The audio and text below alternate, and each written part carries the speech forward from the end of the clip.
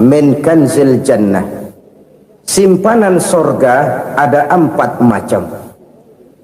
Yang pertama, ikhfa'us sadaqah, menyembunyikan sedekah.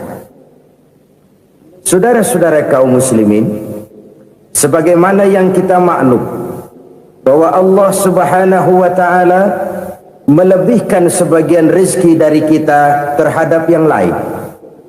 Ada yang kaya, ada yang setengah kaya, ada yang miskin, ada yang setengah miskin, dan selanjutnya. Ada yang gajinya kecil tapi penghasilannya gede. Ada yang penghasilannya gede tapi nggak punya gaji. Ada juga yang memang gajinya gede dan penghasilannya gede. Kelebihan rezeki merupakan sunnatullah dan tidak harus membuat kita merasa lebih dari yang lain. Bahkan sebaliknya, kelebihan itu harus membuat kita ringan tangan untuk menolong mereka yang memang memerlukan pertolongan. Kalau saudara diberikan ilmu, maka pertanyaan akhirat cuma satu: ilmumu kau amalkan untuk apa? Kalau saudara diberikan umur yang panjang, pengadilan akhirat juga bertanya satu: umurmu kau habiskan di mana? Tapi kalau saudara diberikan harta, pengadilan akhirat akan bertanya 2: hartamu kau dapat dari mana? Kau belanjakan kemana? Dari mananya ditanya dan kemananya juga ditanya. Oleh karena kita akan dimintakan pertanggungan jawab, maka amanah yang bernama harta ini harus kita gunakan dengan sebaik-baiknya. Ada penggunaan yang merupakan kewajiban, itu zakat namanya. Ada penggunaan yang sewaktu-waktu, itu infak namanya. Ada yang lebih sewaktu-waktu lagi, dan itu sedekah namanya. Zakat dia terikat oleh haul dan nisab, oleh putaran batas waktu dan ukuran dari harta itu sendiri. Sedangkan infak terikat oleh situasi dan kondisi perekonomian seseorang. Sedangkan sedekah tidak terikat dengan apapun. Dalam kondisi seperti apapun kita bisa melakukan sedekah dengan yang terkecil sekalipun. Sampai-sampai Rasulullah sallallahu alaihi wasallam mengajarkan, la tahqiranna minal ma'rufi syai'an walau an talqa akhaka biwajhin talik. Atau ada hadis, tabassumuka fi wajhi akhika laka shadaqah. Senyumanmu kepada temanmu adalah sedekah. Jadi untuk melakukan sedekah tidak harus dalam berbentuk uang. Dengan ilmu kita bisa sedekah, dengan tenaga kita bisa bersedekah, dengan pikiran kita bisa bersedekah, bahkan senyum kepada teman itu pun sedekah. Jadi kalau sedekah dengan uang memang belum punya uang, nyengir aja banyakin. Itu asal pada tempatnya, jangan lalu ketemu tiang listrik cengengesan. Tentu tidak pada tempatnya dan tidak wajar. Nah, sedekah yang paling dicintai Allah adalah sedekah yang disembunyikan. Artinya jauh dari sifat riya. Kan kadang-kadang ada orang sedekah itu disebutkan namanya. Apa tidak bagus? Kalau memang niatnya ikhlas, ya bagus-bagus saja. Untuk memberikan sugesti kepada yang lain. Di Fulan bin Fulan nyumbang sekian, diumumkan. Boleh kalau niatnya untuk memberikan rangsangan kepada yang lain supaya dia menyumbang lebih besar dari orang tadi. Tapi kalau itu mendatangkan riya, maka sedekah yang paling dicintai Allah adalah sedekah yang disembunyikan. Tangan kiri saja tidak tahu apa yang diberikan oleh tangan kanan. Sedekah yang dilakukan dengan ikhlas akan merupakan perbendaharaan surga, tersembunyi dari pandangan orang lain, tidak seorang pun tahu. Karena memang sikap yang baik adalah melupakan kebaikan dan mengingat kesalahan. Itu salah satu ciri orang bahagia. Orang yang selalu mengingat kesalahannya dan berusaha melupakan segala kebaikannya. Kalau dia akan ada kebaikan, dia tidak bisa ikut, dia merasa rugi karena dia merasa belum pernah berbuat baik.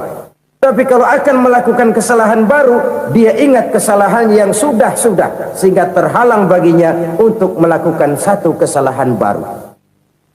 Demikianlah saudara-saudara, bahwa Allah melebihkan rizki sebagian kita dari yang lain agar terjadi tolong menolong dalam kehidupan ini. Jadi kesenjangan yang nature, kesenjangan yang alami, itu sunnatullah. Ada yang kaya, ada yang miskin, ada yang kelas menengah. Nah, kenapa lalu sekarang kita berusaha mengentaskan kemiskinan? Oleh karena adanya kesenjangan struktural. Kalau yang kaya bisa semakin kaya, kenapa yang miskin tidak bisa naik jadi ikut sedikit kaya?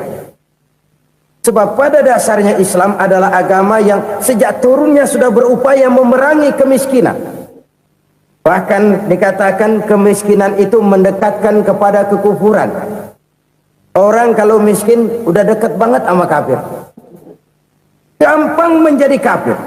Berapa banyak saudara-saudara kita yang oleh karena soal perut, oleh karena soal materi, terpaksa meninggalkan dan menanggalkan akidahnya, menjual petunjuk yang diberikan Allah dengan kesenangan dunia yang cuma sebentar ini. Na'udzubillah thumma na'udzubillah. Jadi makin kita sembunyikan satu sedekah, semakin banyak perbendaharaan kita di surga. Sedekah yang paling dicintai Allah adalah sedekah yang disembunyikan. Malahan ada seorang sufi, dia punya kebiasaan kalau pergi sholat Jumat dia bawa uang, itu uang dia taruh di bawah tikar masjid. Dia niat sedekah kepada siapa saja yang nemuin itu duit. Maksudnya apa? Supaya yang nemuin nggak tahu siapa yang punya duit. Demikian dia saking ingin menyembunyikan sedekahnya. Karena sifat ria itu bisa memakan amal kita sendiri. Ria itu termasuk menyebut-nyebut kebaikan kita. Orang yang suka nepuk dada, sedikit-sedikit ngitungnya kalau nggak gua. Tuh kalau nggak gua tuh yang belah situ, kalau nggak gua, kalau nggak gua. Iya, kalau nggak lu kenapa emang? Orang yang suka menepuk jasa, tuh biasanya memang begitu, saudara-saudara. Kalau perang lagi berkecamuk, orang nggak sempat ngaku jadi pahlawan.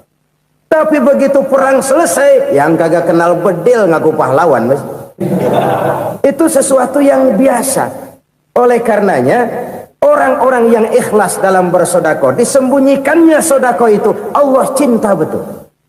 Malahan ada hadis memberikan jaminan, inna sodakotal mar'il muslimi tazidu fil umri wa tadfa'u mitatas su'i. Sesungguhnya sedekahnya seorang mukmin tazidu fil umri, bisa menambah umur panjang, wa tadfa'u mitatas su'i, dan menyelamatkan manusia dari mati secara su'ul khatimah.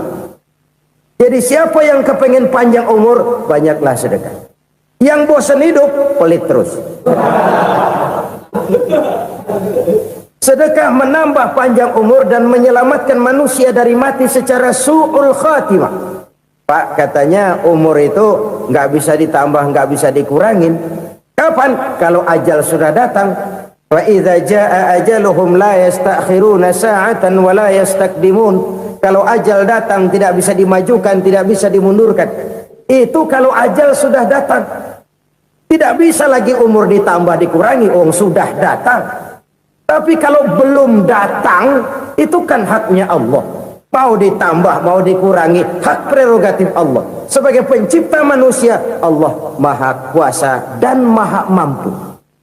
Sedekah ini menambah panjang umur dan menyelamatkan manusia dari mati secara su'ul khatimah. Itu orang mati kan sama ya, kondisinya mati, nggak nafas. Tapi hakikat mati kan lain-lain. Ada yang mati itu husnul khatimah, baik akhirnya. Misalnya lagi ngaji mati, lagi sholat mati, lagi sedekah mati. Ini yang dinamakan dengan husnul khatimah, baik di akhirnya.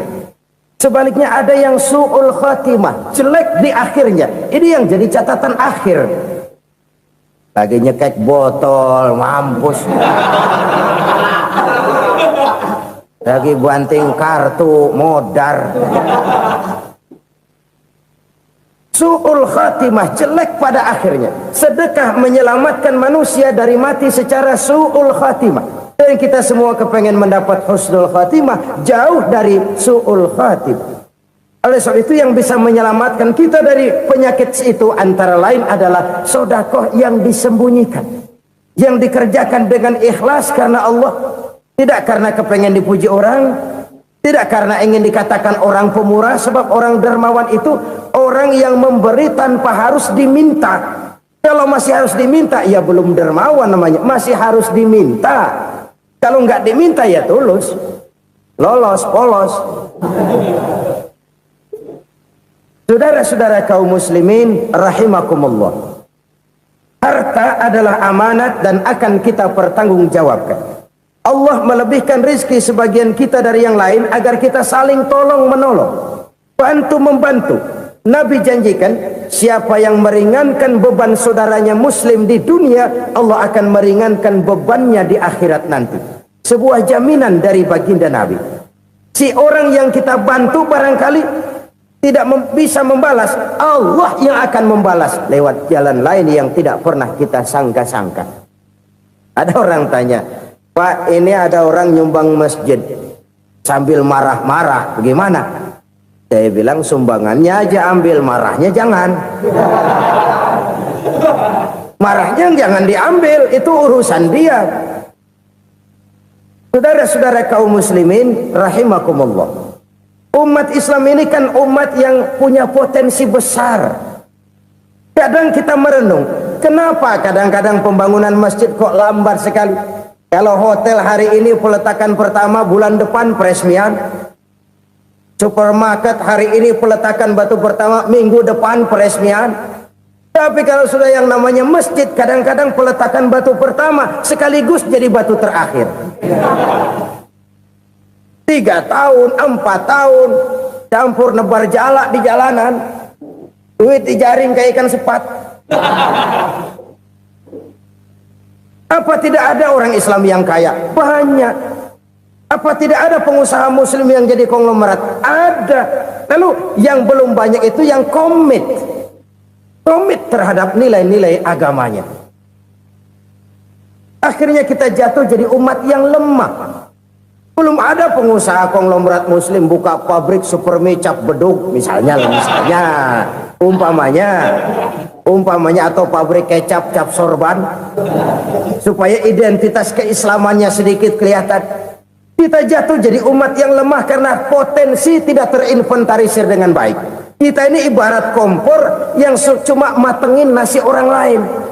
Potensi kita dimanfaatkan oleh orang lain. Ukhuwah Islamiyah kita baru terbatas kepada silaturahmi. Ukhuwah di bidang ekonomi kita lemah, ukhuwah di bidang kebudayaan kita lemah, apalagi ukhuwah di bidang politik kita lebih rapuh lagi. Padahal ukhuwah itu adalah totalitas kehidupan manusia, menyangkut ipolek sosbud, memerlukan nilai-nilai ukhuwah.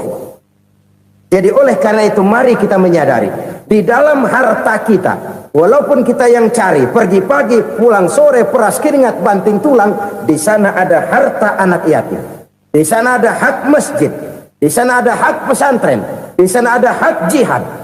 Berbahagialah seseorang apabila dia oleh Allah dijadikan keran. Keran itu menyimpan air, tapi tidak untuk dirinya, tapi disalurkannya kepada mereka yang memang memerlukannya. Saudara-saudara kaum muslimin rahimakumullah, ini yang pertama. Jadi perbendaharaan surga adalah menyembunyikan sedekah. Orang lain nggak tahu, kita pun nggak pernah ngitung-ngitung. Kita anggap lewat begitu saja, padahal itu deposit akhirat. Satu. Yang kedua, perbendaharaan surga itu apa? Wa kitmanul musibah, menyembunyikan kesulitan. Kadang orang takut menghadapi kesulitan, tapi makin kita merenung, hidup ini kan sebenarnya urusan. Takut sama urusan ya jangan hidup. Tandanya orang hidup itu kalau punya urusan. Urusan melupakan problem, problem sering menimbulkan kesulitan. Kesulitan bukan untuk ditakuti, tapi untuk diatasi dan dicarikan jalan keluarnya. Siapa sih orangnya yang nggak pernah sulit-sulit? Makin tinggi status sosialnya, makin gede urusannya. Makin tinggi kualitas imannya, makin berat tingkat kesulitannya. Cuma memang yang namanya enak itu seperti pelangi. Biang lala itu nggak pernah di atas kepala kita, di atas kepala orang melulu. Lo sih enak lo, kata kita. Dia juga bilang, yang enak kan lo. Pelangi itu nggak pernah di atas kepala kita. Kata tukang beca, aduh enak ya naik Mercy. Kata tukang beca, apa yang di dalam mobil Mercy? Aduh enak bener tukang beca, di jok ngeringkuk ngorok pulas bener. Saya kamar pakai AC sejuk, tempat tidur sutra empuk, alga spring bed, kulak kulik nggak bisa pulas kalau belum minum Valium, belum tidur. Enak bener tukang beca, di jok ngorok nggak tahu wetan kulon. Si tukang beca bilang yang di Mercy enak, yang di Mercy bilang tukang beca enak. Inilah enak, nggak pernah di atas kepala kita, di atas kepala orang lain melulu enak itu. Nah saudara-saudara, yang merupakan perbendaharaan surga itu orang yang bisa menyembunyikan kesulitan, baik pribadi ataupun rumah tangga. Nih terutama rumah tangga yang jadi soalnya. Kadang-kadang kita ini kalau senang, sebaliknya kalau senang kita diam, kalem aja, cuek. Banyak banget duit kita bawaan, diam aja udah. Malah ketemu orang takut. Tapi begitu susah, sekampung tahu. Padahal Nabi mengajarkan perbendaharaan surga itu menyembunyikan musibah, menyembunyikan kesulitan. Kalau enak cerita sama orang-orang, kalau nggak enak rasain sendiri, tekan sendiri, atasin sendiri. Kita kan sebaliknya, senang kita diam, asal lagi susah, paling tidak kita nyari teman buat cerita kesusahan. Siapa orangnya yang nggak pernah susah? Cuma soalnya bagaimana kita mengatasi kesusahan itu sendiri. Begitu juga misalnya kalau orang sudah berumah tangga, itu orang tuanya harus menjadi tempat dia cerita yang enak-enak saja. Yang nggak enak rasain berdua, selesaikan berdua, atasin berdua. Jangan dibalik. Asal senang diam, giliran susah aja. Maknya laporan. Terbalik. Bisa menjaga security informasi. Maka nama bayam keluar diam, malah seluitan. Enak amat lo makan daging ayam. Security informasi. Saudara-saudara kaum muslimin rahimakumullah, ujian yang terberat itu yang pernah diberikan kepada para nabi, para rasul, para aulia, para ulama. Makin tinggi keimanan, makin berat bentuk kesulitan. Ayo saya kemukakan satu contoh saja. Ada seorang nabi yang kaya, nabi kaya, namanya Nabi Ayub. Iblis kalau orang begini kan keki, ibadahnya rajin, kaya. Nah, yang kayak begini susah digodain. Kalau ibadahnya rajin, miskin, kali bisa disogok. Sini imannya mantap, ibadahnya rajin, kaya, nabi lagi. Oh, tapi namanya iblis, nggak kurang akal. Laporan, Tuhan, kenapa les? Ya ini bahasa saya, bahasa Qurannya sih nggak gitu.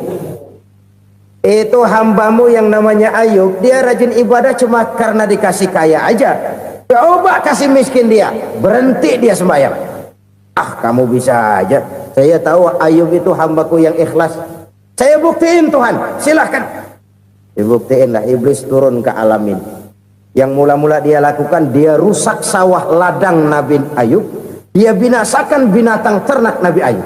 Sehingga dalam waktu singkat jatuhlah Nabi Ayub dari orang paling kaya jadi orang paling miskin. Beliau masih ibadah di mihrab dalam masjid. Datang iblis. Saudara Ayub, ya, lagi ngapain? Ibadah.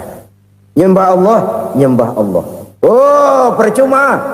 Kenapa? Tuhan yang ente sembah nih, dia udah bikin miskin ente.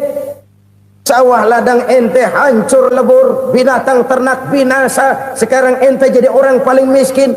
Ngapain nyembah Tuhan kayak begitu? Tekor. Udah berhenti dah ibadah, berhenti ibadah. Ini iblis sama Tuhan laporannya lain, yang dikerjakan kepada Nabi Ayub juga lain. Benar begitu iblis, kata Nabi Ayub. Iya, sawah ladang saya habis, buras.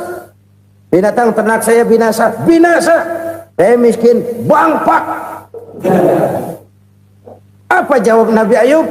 Bukan innalillahi, ya, ini hebat. Alhamdulillahillazi a'tani wa akhza minni. Segala puji bagi Allah yang telah memberikan harta kepada saya dan sekarang mengambilnya lagi. Alhamdulillah. Allah yang ngasih, Allah yang ambil. Itu mah urusan Allah. Iblis cuman ibadah jalan terus, sujud lagi Nabi Ayub. Iblis seleher gondok banget. Dasar Nabi nggak mempan dia apa-apain. Miskin malah alhamdulillah. Allah yang ngasih, Allah yang ambil. Jadi kalau kita tidak komit, kita tidak terikat kepada kaya, miskin, senang, susah, apa yang bisa bikin kita susah? Jadikan kekayaan, kemiskinan, jadikan senang, susah sebagai anak buah yang bisa kita atur. Jangan kekayaan ngatur kita, jangan kemiskinan ngatur kita. Kita yang harus mengatur mereka. Senang, susah, kaya, miskin, bahagia, sengsara, jadikan itu anak buah yang bisa kita atur. Kalau sekarang kita kaya, lain saat boleh jadi kita miskin, semiskin-miskinnya. Allah yang ngasih, Allah yang ambil. Tenaga mana yang bisa menghalangi? Ibadah jalan terus. Iblis makin gondok. Dasar Nabi loh. Akhirnya apa? Nabi Ayub dikerjain, diberikan penyakit. Demikian fatal penyakitnya. Bayangin, udah miskin sakit. Masya Allah. Miskin sakit. Sakitnya nggak lama, kira-kira 16 tahun. Istrinya 3, 2 mental minta ceraiin. Ngerawatin laki bengek begini. Senang belum tentu, susah udah pasti nih. Cerai aja, cerai dah. Cerai. Tinggal satu Siti Rahmah yang setia menemani beliau. Sesetia-setianya hati perempuan. Satu saat Siti Rahmah bilang, "Bang, iya, abang kan Nabi, Bang. Lalu, namanya Nabi kan doanya jarang meleset, Bang. Maksud kamu minta kenapa sih sama Tuhan biar abang sembuh, baik dah, Bang?" Siti Rahmah, iya. Saya sakit berapa tahun sih dah? 16 tahun, Bang. Sebelum ini saya sehat berapa tahun? Ya kira-kira 60 tahun, Bang. Nah, coba ente banding-bandingin, Rahmah. Saya dikasih sehat 60 tahun, dikasih sakit 16 tahun. Sudah nggak sabar mau doa kepada Allah minta sembuh. Saya malu kepada Allah. Diuji dengan yang luar biasa seperti ini, tidak mengganggu stabilitas kehambaannya. Dia tetap menghamba kepada Allah Subhanahu wa ta'ala. Saudara-saudara kaum muslimin rahimakumullah. Kunci menghadapi kesulitan itu apa? Allah jelaskan dalam satu ayat, wa basyiris sabirin alladzina iza asabathum musibah qalu inna lillahi wa inna ilaihi raji'un. Gembirakan orang-orang yang sabar. Siapa mereka itu?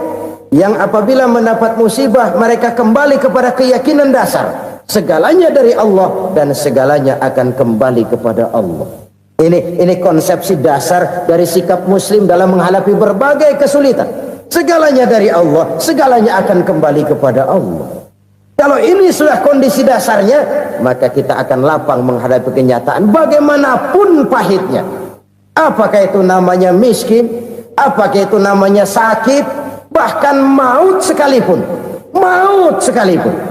Segalanya dari Allah, segalanya akan kembali kepada Allah. Ini sikap hidup, bukan sekedar ucapan. Kita kadang-kadang menjadikannya sebagai ucapan. Mulutnya sih nggak berhenti, innalillahi wa inna ilaihi raji'un, tapi nangisnya terus gerung-gerungan. Bukan itu, ini kesadaran moral. Kalau segalanya dari Allah, segalanya kembali kepada Allah, kan sebenarnya cuma nunggu giliran. Hari ini saya nyembayangin dia, entah hari apa saya disembayangin orang. Hari ini saya antar dia ke kubur, entah hari apa orang nganterin saya ke kubur. Hari ini saya tahlilkan dia, entah nanti kapan orang tahlilkan saya. Segalanya dari Allah, segalanya akan kembali juga kepada Allah. Oleh sebab itu saudara-saudara, kesulitan bukan untuk ditakuti, kesulitan justru untuk diatasi, dicarikan jalan keluarnya. Dan tidak ada orang yang tidak pernah mendapat kesulitan, tidak ada. Semakin tinggi status sosial, semakin tinggi kualitas keimanan, semakin besar juga tingkat kesulitan. Hanya saja bagaimana cara kita mengatasinya. Dan Al-Quran menyatakan, inna ma'al usri yusra.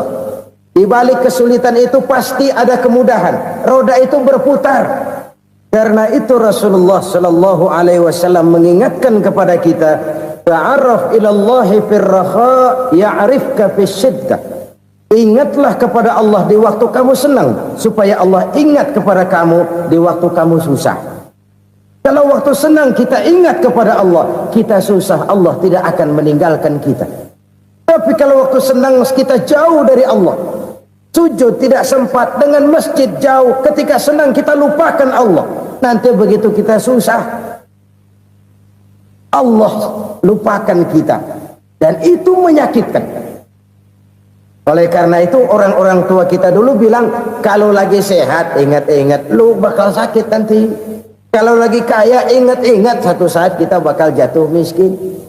Bahkan kalau lagi muda ingat-ingat kita bakal tua. Dan yang terpenting, kalau lagi hidup ingat-ingat kita bakal mati. Saudara-saudara kaum muslimin rahimakumullah. Jadi yang kedua yang merupakan perbendaharaan surga, menyembunyikan musibah. Saudara-saudara kaum muslimin rahimakumullah. Hal ketiga yang merupakan perbendaharaan surga adalah wasilaturrahmi. Orang yang suka bersilaturahmi. Sebagaimana yang kita maklum bahwa manusia adalah makhluk yang disebut zon politika. Makhluk sosial yang tidak mungkin hidup sendiri-sendiri. Betapa dan siapapun kita memerlukan orang lain. Bodoh betul manusia kalau tinggal di tengah masyarakat tapi tidak mau bermasyarakat. Merasa hebat sendiri, pintar sendiri, gagah sendiri, kaya sendiri. Mungkin kalau mati juga ngubur sendiri. Jangankan kita di sini, di sorga saja Nabi Adam waktu sendirian bengong melulu, mondar mandir. Allah tegur dam sepi dam. Ini kalau bahasa saya. Iya Tuhan, sepi ini nggak ada coret-coretan pisan ini. Diciptakan Siti Hawa baru anteng Nabi Adam. Itu di surga. Cobalah. Umpamanya saudara tinggal di Jakarta nih. Kayak bener. Apaan aja di Jakarta punya saudara dah. Pembuatan Semanggi ambil. Monas, Buntel bawa pulang. Hotel-hotel ambil semua. Cuman tinggal di Jakarta sendirian, apa enaknya? Betapa dan siapapun kita perlu orang lain. Tidak ada seorang pun yang bisa memenuhi kebutuhan hidupnya secara sendiri-sendiri. Nah, Islam telah menyelamatkan manusia dari ras diskriminasi. Mengikat manusia dengan persaudaraan yang berlandaskan kepada akidah. Karena itu dianjurkan bersilaturahmi. Bahkan Nabi menyatakan, man arada ayyubsata lahu fi rizqihi wa yunsa'a fi atharihi falyasil rahimah. Siapa yang kepengen diluaskan rezekinya dan dipanjangkan usianya, banyaklah ia bersilaturahmi. Siapa yang kepengen dimudahkan rezekinya, hendaknya ia banyak bersilaturahmi. Kalau banyak teman, kesulitan kan paling tidak ada tempat cerita. Udah susah, sendirian kita pikirin diri, nggak ada tempat tukar pikiran. Cepet banget sama bengek. Dilawan sendiri. Nah, secara makro kita bisa berkata, tidak mungkin ada kemenangan kalau tidak ada kekuatan. Tidak ada kekuatan kalau tidak ada kesatuan dan persatuan. Tidak mungkin ada kesatuan dan persatuan tanpa semangat silaturahmi. Kalau umat Islam mau menang, dia harus kuat. Kalau umat Islam mau kuat, dia harus bersatu. Kalau umat Islam mau bersatu, dia harus membudayakan silaturahmi ini. Bahkan sampai-sampai kata Nabi, kalau bisa cari nilai tambah. Apa? Silman qata'ak, bersilaturahmilah kau kepada orang yang marah denganmu. Masya Allah, indahnya ajaran agama kita. Orang yang marah pun kepada kita, kata Nabi, kalau bisa bersilaturahmilah kepadanya, kepada orang yang marah itu. Di situ nilai tambah. Cuman jujur nih hadis, ngucapinnya gampang, ngamalinnya yang berat banget. Orang marah sama kita, kita disuruh silaturahmi. Ada apa malu? Lu marah, ada gua marahan lagi. Tunggu pikirin. Saudara-saudara kaum muslimin rahimakumullah. Tapi ini yang diajarkan, bahkan ini yang dicontohkan oleh baginda Rasul. Bagaimana begitu mudah? Misalnya satu saat Abu Jahal ini ngatur strategi bagaimana bikin Muhammad celaka. Dia gali lubang di depan tempat tidurnya. Dia tutupin daun korma. Terus dia panggil seseorang, ke sini. Kasih tahu Muhammad, pamannya sakit keras, minta ditengokin. Berangkat orang ini ke sana. Muhammad, labbaik. Pamanmu sakit keras, dia minta ditengokin. Baik, saya akan datang menjenguk beliau. Berangkatlah Nabi ke rumah Abu Jahal tanpa prasangka apapun. Abu Jahal udah pasang setil, selimut 3 rangkap setengah dipakai, persis kayak orang meriang. Tapi sembari ngintip dari balik selimut, begitu Muhammad buka pintu, nah masuk perangkap nih. Muhammad jalan menuju tempat pembaringan. Makin lama makin dekat, makin lama makin dekat ke lubang yang dipasang oleh Abu Jahal itu. Dalam hati Abu Jahal, terus dah jatuh, mampus dah lo ini. Mampus lo hari ini nih. Apa yang terjadi? Malaikat Jibril datang. Muhammad, pamanmu cuma pura-pura sakit. Di depan tempat tidurnya ada lubang perangkap supaya kamu jatuh ke situ. Sudah, kamu pulang. Balik kanan Nabi. Sudah hampir jatuh ke lubang, balik kanan, pulang. Bayangin kecewanya Abu Jahal. Muhammad dikit lagi. Enggak paman, saya pulang aja. Emosi bangun dari tempat tidur, enggak sadar kalau lagi pura-pura sakit. Lompat ngejar Nabi, dia lupa dengan lubang yang dia gali. Serak, nyemplung sendiri ke dalam lubang.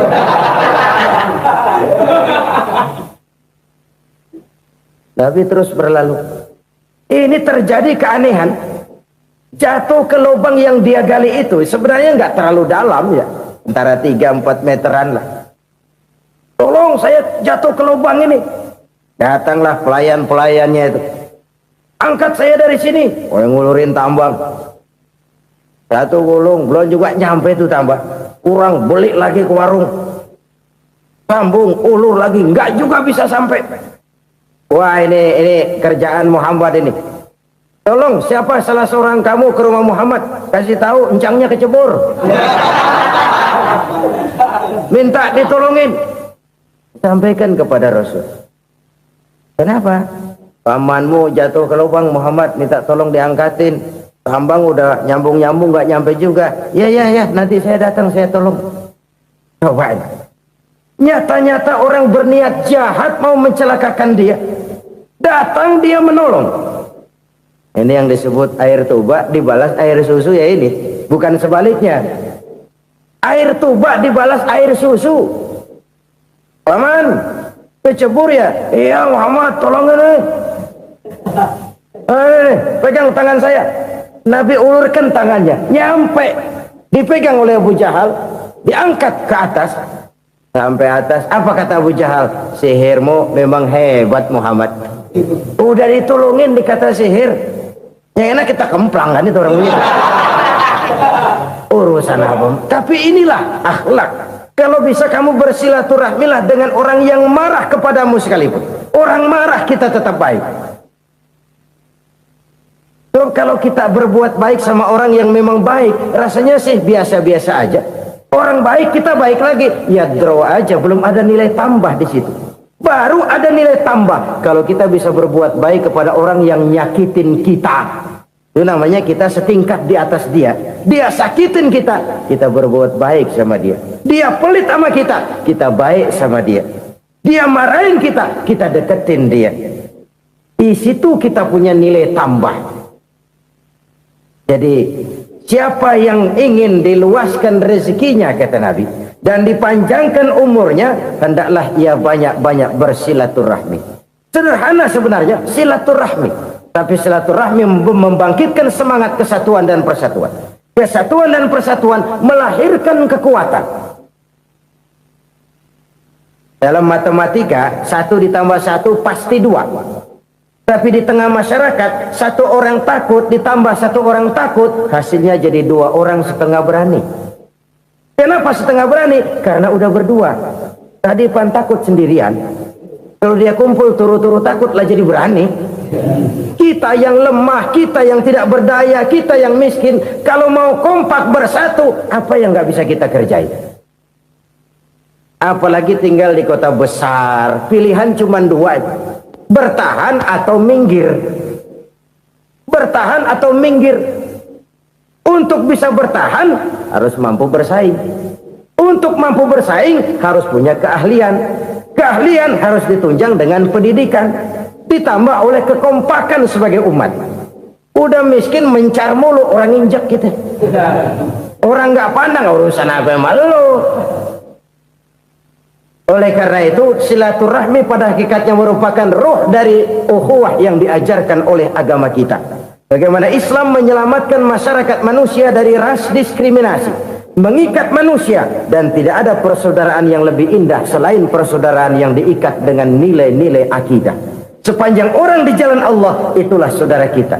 Keluar dia dari jalan Allah, selesailah persaudaraan sampai di situ. Karena itu, kalau ingin menyimpan sesuatu di surga, banyaklah bersilaturahmi.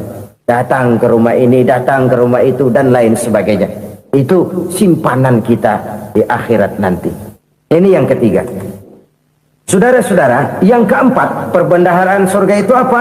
Wa qawlu la hawla wa la quwwata illa billah. Ucapan la hawla wa la quwwata illa billah. Ibadah kan ada yang berat, modalnya besar. Bangun masjid berat, modalnya besar. Bangun rumah sakit berat, modalnya besar. Ada ibadah yang berat tapi modalnya ringan. Misalnya puasa. Puasa itu berat, mengendalikan nafsu. Kalau sekedar nggak makan nggak minum sih enteng, mengendalikan nafsu. Itu jihad terbesar, tapi kan modalnya ringan, cuma niat saja. Ini ibadah berat, modalnya ringan. Ada ibadah yang ringan, modalnya juga enteng. Seperti termasuk ucapan la haula wa la quwwata illa billah. Tanpa sadar, la haula wa la quwwata illa billah. Nyelengin tuh di surga. Nyelengin, kita nggak terasa, nyelengin simpenan akhirat. La haula wa la quwwata illa billah. Nyimpen lagi. Kaget, la haula wa la quwwata illa billah, nyimpan lagi, banyak simpenan. Walaupun sebenarnya yang dimaksud di sini adalah kesadaran batin bahwa tidak ada daya dan kekuatan kecuali Allah. Itu intinya. Kita memulai pekerjaan disunahkan baca bismillah, kan begitu. Apa itu? Kesadaran moral bahwa ini saya bisa kerjakan, saya kerjakan ini dengan menyebut nama Allah. Kenapa? Kalau Allah tidak memberikan daya dan kekuatan, mana mampu saya kerjakan ini. Maka saya kerjakan ini dengan menyebut nama Allah. Bismillah. Kesadaran moral. Manusia hanya wajib berusaha, tapi nggak pernah wajib berhasil. Banyak hal-hal yang kalau kita renungkan secara rasio nggak mungkin, tapi jadi kenyataan. La haula wa la quwwata illa billah. Tidak ada daya dan kekuatan kecuali bagi Allah semata-mata. Kesadaran moral akan kelemahan dan keterbatasan makhluk bernama manusia. Kadang kita kagum dengan otak, tapi kita sering lupa sama yang bikin otak. Padahal bagaimanapun hebatnya otak, yang bikin otak pasti lebih hebat dari otak. Nggak percaya, silahkan otak-otakan. Inilah kecenderungan. Kita kagum dengan pesawat-pesawat mutakhir, bukan main, besi gede banget terbang itu. Alangkah hebatnya. Lalu apa yang bikin otak tidak lebih hebat dari itu semua? Kita puji laut. Apa yang bikin laut tidak lebih hebat dari laut itu? La haula wa la quwata illa billah. Tidak ada daya dan kekuatan kecuali Allah. Apa yang bisa kita lakukan kalau tidak karena daya dan kemampuan yang diberikan oleh Allah kepada kita? Lahirlah sikap tawadu, rendah hati, tidak melonjak menjadi angkuh dan sombong, sadar akan kelemahan dan keterbatasan diri sebagai makhluk yang diciptakan oleh Allah Subhanahu wa taala. Jadi satu sisi ini ucapan yang berpahala, la haula, jadi wiridan. Pada sisi lain ini kesadaran moral, sikap mental, kesadaran batin bahwa yang punya daya dan kekuatan itu cuma Allah. Kita nggak pantas untuk sombong, sebab sombong itu pakaiannya Allah. Kita nggak sedang pakai pakaian Allah, kegedean. Dan makin kita renungi, makin terbentur. Apa sih yang bisa kita sombongin? Kita mau sombong apa? Kaya,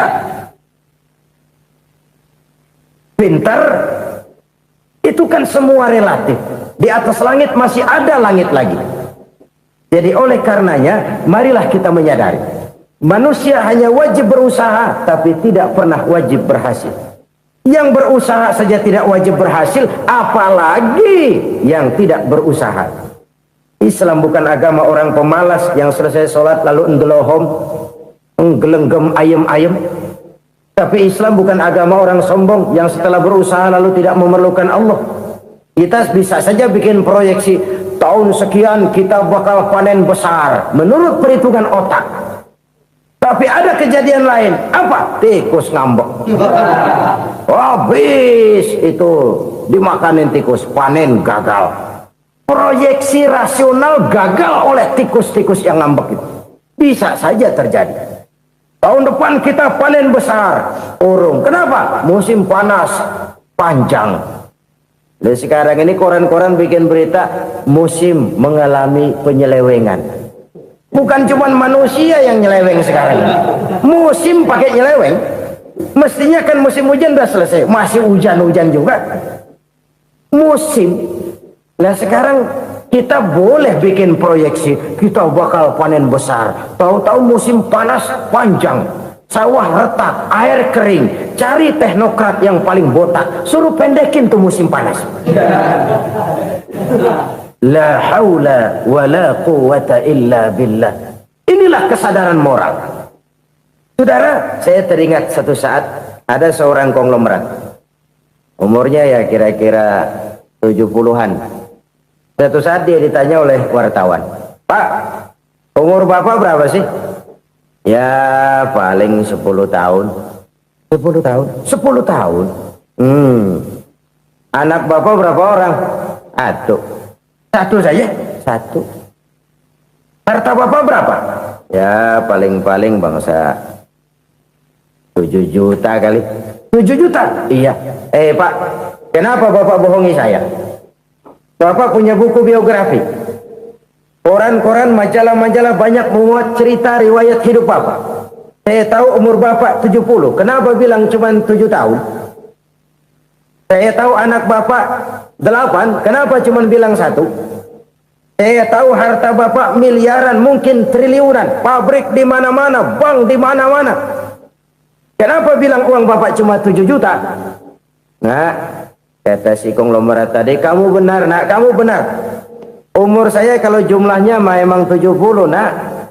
Cuman ingat-ingat saya, baru 7 tahun terakhir ini saya sujud. Baru 7 tahun terakhir ini saya berusaha dekat dengan Allah. Saya laksanakan perintahnya, saya jauhi larangannya. 7 tahun inilah rasanya yang ada nilainya di hadapan Allah. Yang 63 tahun matong, kelabu, kelem umur gue. Habis untuk maksiat, untuk munkarat. Maka ketika ditanya tadi, umur saya 7 tahun itu. Oh begitu Pak. Oh iya. Lalu anak Pak, anak Bapak kan 8. Kenapa bilang cuma 1? Nah, kalau jumlah hitungannya memang anak saya 8.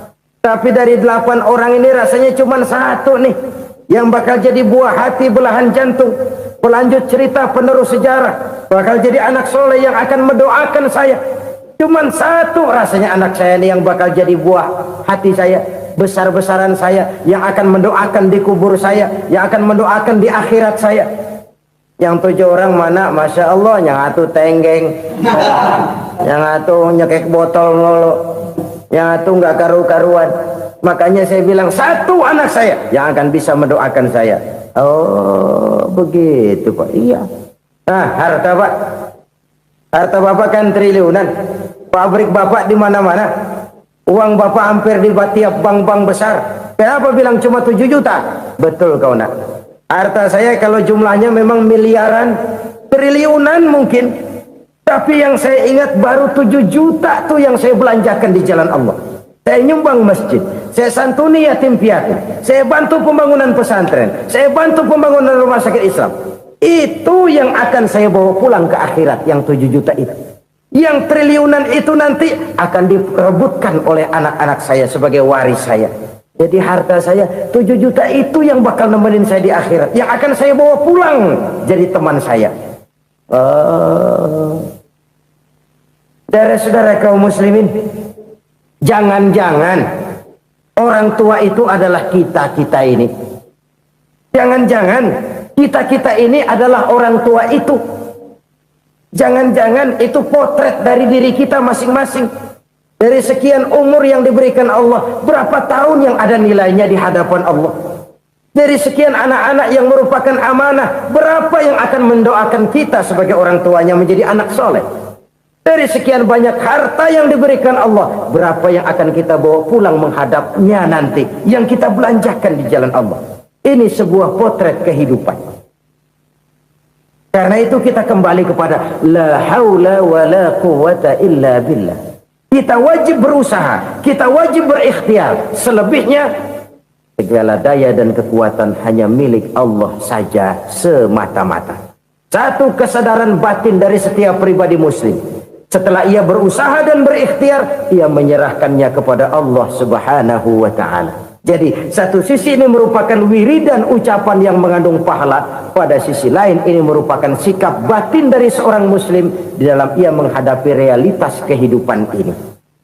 Saudara-saudara kaum muslimin rahimakumullah, kalau ini kita jadikan satu basis kehidupan, maka ini akan menyelamatkan manusia dari kemungkinan tergelincir menjadi orang yang lupa diri dan lupa darat. Sebab itu Imamul Ghazali berpesan, jadidis safinah fa innal bahra amiq wa khuziz zad fa inna safara ba'id wa khaffifil hamla fa innal hamla sadid. Perbarui selalu kapalmu karena lautan sangat dalam. Bawa bekal yang banyak karena perjalanan ini sangat jauh. Ringankan beban karena kebanyakan beban akan menyakitkan. Alangkah indah kalimat ini, alangkah dalam makna yang terkandung di sana. Perbarui selalu kapalmu karena lautan sangat dalam. Apa artinya ini? Jaga mentalmu baik-baik. Pelihara imanmu baik-baik karena hidup penuh cobaan seperti lautan. Kita kalau berlayar di lautan kan kadang-kadang tenang, angin bertiup sepoi-sepoi basah. Jika malam datang, bintang gemintang bertabur menghias cakrawala. Rembulan memantulkan sinarnya dengan indah. Dalam keadaan begitu berlayar enak. Tapi lain saat ombak menggunung, halilintar menyambar, angin topan bertiup. Berapa banyak sudah saudara-saudara kita yang tenggelam di lautan dunia tanpa sadar bahwa dia belum sampai kepada pantai yang akan dituju. Berapa banyak saudara-saudara kita yang tenggelam di lautan dunia ini tanpa sempat bangkit lagi. Dia menyangka sudah sampai kepada tujuannya. Hati-hati kapal jangan sampai bocor karena lautan sangat dalam. Iman ini jaga baik-baik karena hidup penuh dengan ujian. Wa khuzizat fa inna safara ba'id. Bawa bekal yang banyak karena perjalanan sangat jauh. Saudara mau ke Bandung, bawa duit. Saudara mau ke Surabaya, banyakan lagi duitnya. Saudara mau ke Mekah, gepokan, iketan tuh duit nggak lembaran lagi. Makin jauh perjalanan, makin banyak bekal yang harus kita bawa. Kalau saudara dari Jakarta mau ke Surabaya, kagak bawa duit berangkat juga, itu sih bukan berani namanya, nekat. Sampai Surabaya belum tentu, sengsara di jalan udah pasti. Kenapa? Nggak bawa bekal berangkat. Sama juga kita nih, misalnya belum sempat sembahyang, mati. Waduh, berani banget orang. Belum punya bekal, mati. Sengsara di jalan. Atau bekal tidak cukup. Dari Jakarta saudara mau ke Surabaya, bawa duit 500 perak. Paling jauh Cikampek nyampenya itu. Paling jauh itu. Antara jauhnya perjalanan dengan bekal yang saudara bawa tidak seimbang. Hidup ini perjalanan panjang. A walking tour. Dimulai dari alam arwah, sebelum jasad diciptakan, roh diciptakan lebih dulu. Dari situ pindah ke alam rahim. Dari alam rahim pindah ke alam dunia. Dari alam dunia pindah ke alam barzah. Baru menuju akhirat. Satu perjalanan panjang. Kalau bekal tidak bawa, sengsara di jalan. Bawa bekal yang banyak karena perjalanan ini sangat jauh. Wa khaffifil hamla, ringankan beban karena beban itu cuma akan menyulitkan. Kalau bekal itu sih keperluan, tapi beban nggak kita perluin, coba ngeberat-beratin. Apa ini beban? Dosa, kecurangan, kebatilan, kezoliman, ketidakadilan, kesewenang-wenangan. Itu akan jadi beban kita di akhirat. Alangkah celakanya, perjalanan panjang, bekal tidak bawa, beban kelewat banyak, alamat sengsara di jalan. Pahala tidak ada, dosa berlipat ganda. Na'udzubillah, summa na'udzubillah. Kalau kita rangkum nasihat Al-Ghazali dengan kisah si konglomerat tadi, kita akan mengambil kesimpulan. Pertama, bekal terbaik dalam menghadapi gejolak kehidupan ini tidak lain adalah iman. Yang kedua, pahala dan dosa. Dua hal kontroversial. Pahala adalah bekal, dosa adalah beban. Tapi kita sekarang kan tidak begitu terangsang kepada yang abstrak. Orang berlomba mencari yang konkret-konkret saja, yang real. Kalau memang dosa, benjol dong, kira-kira begitu. Kira-kira begitu. Persis orang Yahudi dulu. Orang Yahudi itu kan pernah minta kepada Nabi Musa, Ya Musa, lan nu'mina laka hatta narallaha jahrah. Musa, kami nggak bakal mau beriman kepada Allah kalau belum kami lihat Allah ada nongkrong di depan kami. Kalau memang Tuhan ada, taruh dong di depan kami. Mau yang konkret-konkret saja. Kalau memang dosa, benjol dong. Kalau memang pahala, berasa dong. Orang terangsang kepada yang real, yang konkret-konkret saja. Karena itu, untuk mengejar dosa, orang mau bayar. Tapi untuk mengejar pahala, walaupun tidak bayar, orang segan. Ini yang dikatakan oleh Nabi, kamu mengharapkan ke surga, tapi kamu berat melaksanakan sesuatu yang bisa membawa kamu ke surga. Kamu ingin jauh dari neraka, tapi tiap saat kamu lakukan perbuatan-perbuatan yang justru menjerumuskan kamu ke neraka. Idda'aitum an-najata minan nar wa ramaitum fiha anfusakum. Kamu ingin selamat dari neraka, tapi kamu lemparkan diri kamu ke neraka.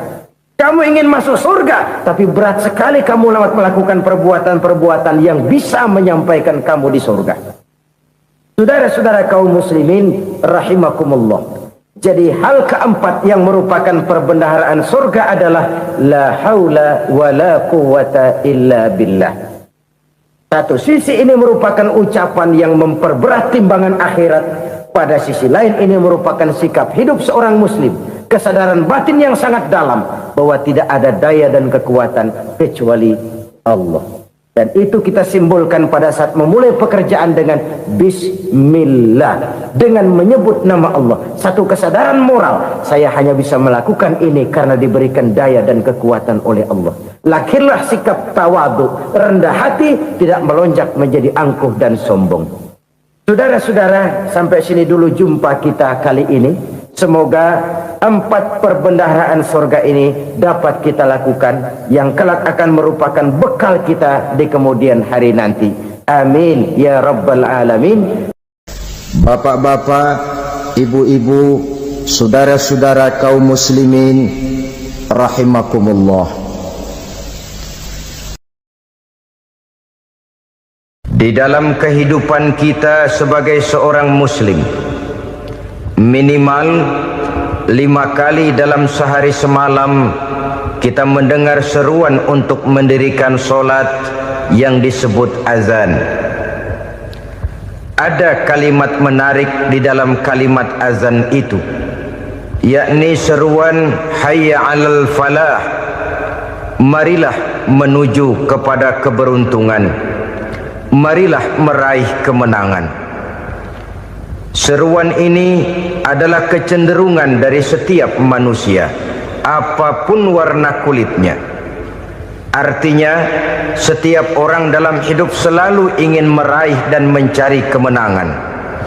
Kemenangan akan melahirkan kepuasan batin, dan kepuasan batin memberikan kebahagiaan. Sedangkan kekalahan melahirkan penderitaan batin, dan penderitaan batin menjerumuskan seseorang di dalam berbagai bentuk kerugian. Jikalau inilah seruan azan, maka masalahnya ialah apa yang menyebabkan kita meraih kemenangan. Al-Quranul Karim memberikan tuntunan dan ajaran kepada kita bahwa orang-orang yang memperoleh kemenangan itu tidak lain adalah orang-orang yang bertakwa. Hanyalah mereka yang bertakwa kepada Allah Subhanahu wa ta'ala pada akhirnya akan tampil sebagai pemenang. Lalu siapa orang yang bertakwa itu? Dijelaskan dalam awal-awal Al-Baqarah, orang yang bertakwa yang akan meraih kemenangan. Pertama, allazina yu'minuna bil ghaib, yaitu orang-orang yang beriman kepada yang gaib, percaya bahwa ada alam yang gaib, alam yang abstrak, alam yang tidak bisa dijangkau oleh salah satu daripada panca indera kita. Mereka percaya dan beriman kepada adanya malaikat, beriman kepada adanya iblis dan jin, beriman kepada adanya alam kubur, beriman kepada adanya alam mahsyar, beriman kepada adanya alam akhirat, beriman kepada adanya surga dan neraka. Beriman bukan cuma sekedar beriman dalam ucapan bibir saja, tetapi beriman yang nilai iman itu mampu mewarnai gerak dan gaya hidupnya. Iman yang meresap sampai ke tulang sumsum, kemudian memberikan dampak positif di dalam kehidupan manusia. Alam, kita tahu, adalah sesuatu yang selain Allah, dan Allah bukanlah alam. Apapun namanya selain daripada Allah, itu adalah alam. Alam pada hakikatnya terbagi menjadi dua. Ada alam syahadah, alam nyata, alam konkret, alam yang bisa dijangkau oleh salah satu indera kita. Kemudian ada alam ghaib, alam yang tidak bisa dijangkau oleh panca indera kita, alam metafisika, alam abstrak, alam yang wajib kita imani keberadaannya. Kita percaya bahwa malaikat itu ada, kita percaya kepada jin, bahwa jin itu ada, kita percaya kepada adanya iblis dan setan. Bukan percaya kepada iblis dan setannya, percaya bahwa iblis dan setan itu ada. Itu termasuk salah satu daripada sifat orang yang bertakwa kepada Allah. Saudara-saudara kaum muslimin rahimakumullah, kecenderungan pembangunan yang lebih bersifat materialistis biasanya menggeser aspek kehidupan rohani. Orang berpikir empiri, dan dalam pola pikir yang demikian, maka alam gaib tidak lagi mendapat perhatian. Aspek kehidupan yang bersifat rohaniah malah mulai ditinggalkan. Akibatnya terjadilah kepincangan di dalam kehidupan kita. Pernah ada satu pengalaman pribadi dalam perjalanan kembali ke tanah air. Dalam pesawat di sebelah kanan saya duduklah seorang Jerman namanya Heiner Simonsen. Iseng saya ajak kenalan, saya ajak ngobrol, saya tanya dia. Saya bilang, Mas Heiner ini, kalau pesawat yang kita tumpangi ini jatuh ke bawah, kira-kira apa yang bakal terjadi, Mas? Dia bilang, kita semua akan mati. Begitu? Iya. Oke. Apa itu mati? Tanya saya. Dia bilang, untuk tahu apa itu mati, kita harus tahu lebih dahulu apa itu hidup. Saya pikir nih bule bisa ngomong juga. Baiklah kata saya. Apa hidup menurut Anda itu? Oh, hidup itu dia bilang, kalau seluruh anggota badan kita bekerja secara normal, paru-paru memompa darah secara normal, jantung berdetak secara normal, sel-sel tubuh bekerja secara fit, dan organisme tubuh hanya mau bekerja secara normal, dia bilang, kalau kita memberi makan yang cukup, menu yang teratur, dan gizi yang lengkap. Saya bilang, kesimpulannya apa, Ner? Dia jawab, hidup adalah dari tangan ke mulut. Life is from the hand to the mouth, kata dia. Hidup adalah dari tangan ke mulut. Jadi masalah hidup tidak lebih daripada masalah isi perut. Orang pergi pagi, pulang sore, peras keringat, banting tulang, perut yang dibelain. Saya bilang, you are wrong. Sampean salah, Ner. Kamu orang Islam bukan? Bukan. Pantas. Kenapa saya salah? Dia bilang, ya jelas salah. Salahnya di mana? Kamu ini manusia. Kalau hidup cuma dari tangan ke mulut, saya bilang, kambing di kampung saya juga begitu pikirannya, Ner. Itu kambing di kampung saya, asal perutnya kenyang, sudah hidup dia. Perkara besok bagaimana, lusa prospeknya macam mana, bulan depan ada apa, kambing nggak pernah mikir. Di kampung saya kambing juga pikirannya begitu. Kamu Kristen ya? Tadinya. Loh kok tadinya, lalu apa sekarang kamu ini? Dia bilang, sekarang saya netral. Saya tidak beragama, tapi saya percaya kepada Tuhan sebagai pencipta alam. Saya ingat benar dia bilang, I haven't any religious, but I believe to God as the creator of the world. Kenapa bisa netral begitu, Ner? Habis saya bingung katanya. Islam bilang Islam baik, Kristen bilang Kristen baik, Hindu Buddha bilang Hindu Buddha baik, semua agama baik. Saya netral sekalian, nggak beragama. Yang penting saya percaya kepada Tuhan. Saya bilang, Ner, kamu ini kayak orang mau beli celana, lalu bingung. Yang satu bilang Levi's bagus, yang satu bilang Blue Jean hebat, yang satu bilang Wool England hebat. Celana ini hebat, celana itu bagus, celana ini hebat, semua celana bagus, kamu bingung. Akhirnya netral, tidak pakai celana. Itu juga salah. Saya pikir-pikir, kemudian saya melihat bahwa dua pola berpikir Heiner ini nampaknya sudah mulai menggejala di lingkungan masyarakat bangsa kita. Disadari atau tidak, secara jujur kita harus berkata, dua pola pemikiran Heiner ini mulai berkembang di tengah masyarakat bangsa kita. Pertama, pola pikir materialisme. Hidup adalah dari tangan ke mulut. Masalah hidup tidak lebih masalah isi perut. Itu yang perlu dibela, dan disitulah arti kehidupan. Pergi pagi, pulang sore, peras keringat, banting tulang untuk mempertahankan perut. Kalau sudah kemari cara orang berpikir, maka buat apa percaya kepada yang gaib? Untuk apa sholat? Untuk apa puasa? Untuk apa zakat? Untuk apa menghadiri majelis taklim? Tanpa kepercayaan kepada yang gaib, hidup berjalan menurut alur empiris dan materialis.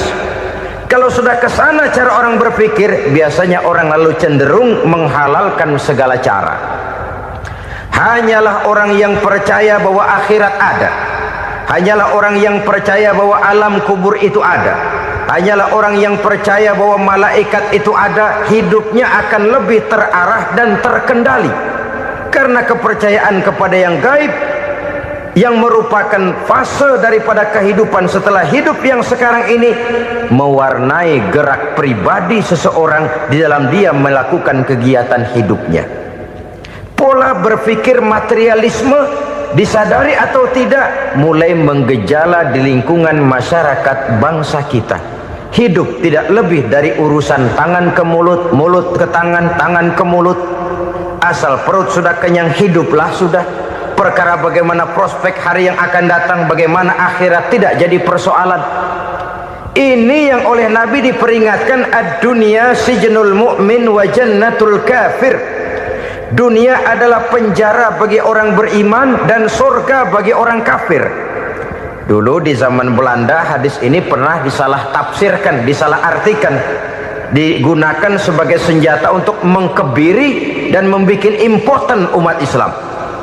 Sudahlah umat Islam gak usah macam-macam, kata Belanda. Dunia ini kan penjara buat orang Islam, surga buat orang kafir. Di penjara jangan bertingkah.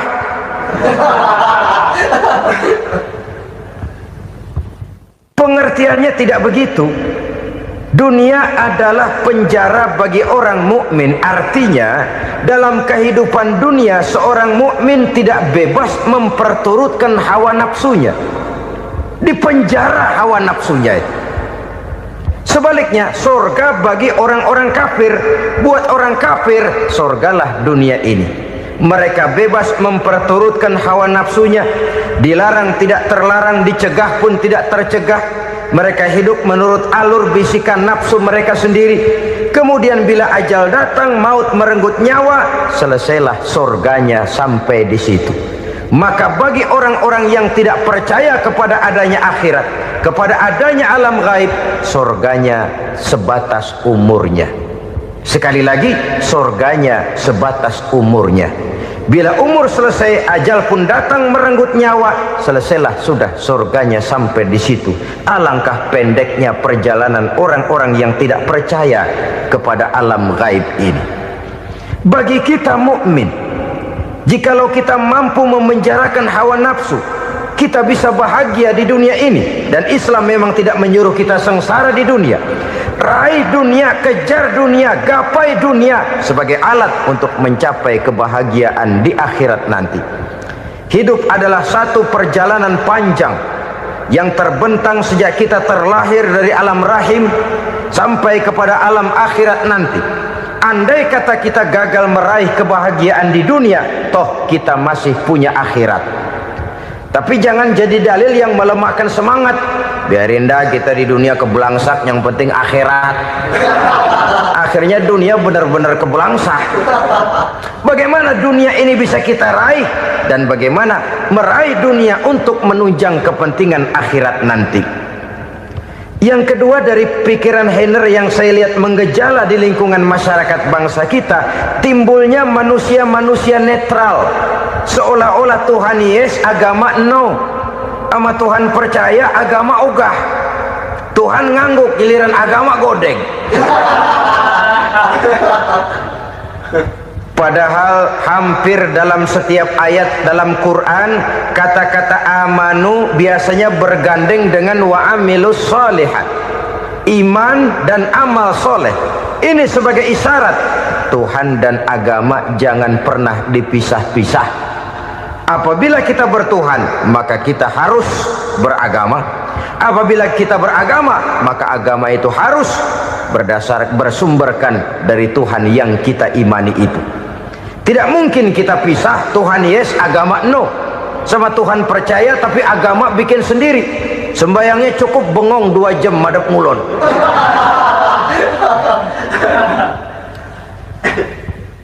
Saudara-saudara kaum muslimin rahimakumullah. Jadi dengan demikian, agama yang kita akui merupakan unsur mutlak di dalam pembangunan sekarang ini, merupakan bagian dari kehidupan yang menuntun kita bahwa di balik alam nyata ini, di balik alam syahadah ini ada alam gaib. Dan mudabbir, murabbi, yang mengatur, yang menguasai, yang memelihara, baik dia alam nyata, baik dia alam gaib, tidak lain adalah Allah Subhanahu wa ta'ala. Di sana ada satu super power, satu maha kekuatan yang kita perlu bersandar kepadanya. Sebagai makhluk nyata yang hidup di alam nyata, berbuatlah secara nyata sebagaimana harusnya kita berbuat. Karena Islam jelas bukan agamanya orang pemalas. Islam jelas bukan agamanya orang yang mengajarkan setelah selesai sholat boleh duduk, nggelenggem ayam-ayam, ndelohom, menghitung bintang di langit sambil menunggu keajaiban. Tidak. Islam adalah agama yang mengajarkan apabila sholat sudah selesai kamu kerjakan, bertebaranlah di permukaan bumi, cari karunia Tuhanmu. Jangan hidup berpangku tangan menunggu keajaiban, karena hidup bukan undian. Jangan berharap untung besar tanpa mau peras keringat.